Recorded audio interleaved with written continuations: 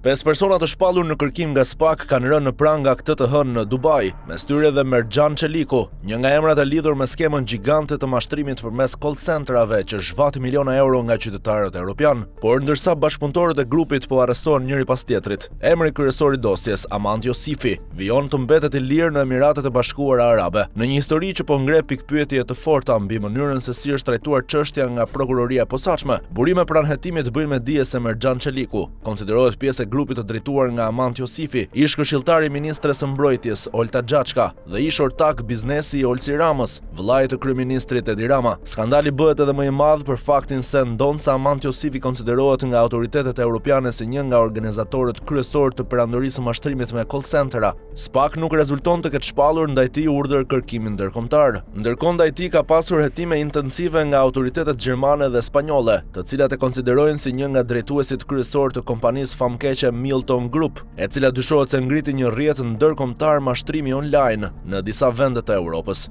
Sipas hetimeve të përbashkëta nga Eurojust, Europol dhe autoritetet gjermane, grupi përdorte platforma mashtruese investimi si Aurum Pro, Finaxis, AG Markets, Capital Markets Bank dhe Crypto Kartal, përmes të cilave mijëra qytetarë europianë bindeshin të investonin para dhe më pas zhdukeshin. Vetëm në landin e Bavarisë në Gjermani, dëmi i dokumentuar nga autoritetet arrin në miliona euro për platformën Aurum Pro, Finaxis dhe AG Markets.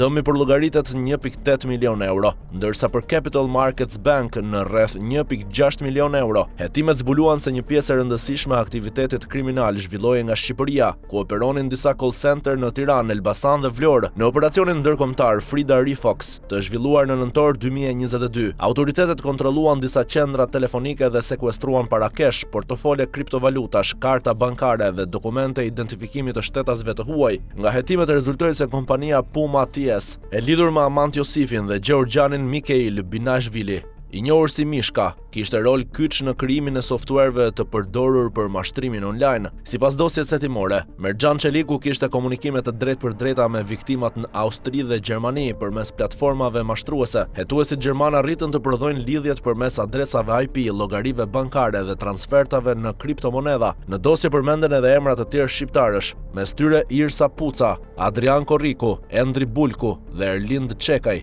të cilët dyshohet se kishin rol në zhvillimin e sistemeve kompjuterike që mbanin në funksion skemën e mashtrimit. Autoritetet gjermane e kanë klasifikuar grupin si organizat kriminale të nivelit të lartë, me aktivitet të shtrirë në Shqipëri, Gjeorgji, Ukrainë dhe Maqedoninë e Veriut. Ndërkohë Amant Josifi vijon të jetojë në Dubai, ku po përpiqet të shmanget ekstradimit drejt Spanjës. Në kuadër të hetimeve janë sekuestruar llogari bankare dhe asete me vlerë mbi 2.2 milion euro dhe miliona lek të lidhura me të dhe familjarët e tij. Megjithatë, edhe pse konsiderohet truri i skemës së mashtrimit që tronditi Europën, ai mbetet jashtë prangave të drejtësisë shqiptare, ndërsa njerëzit e tij po arrestohen njëri pas tjetrit.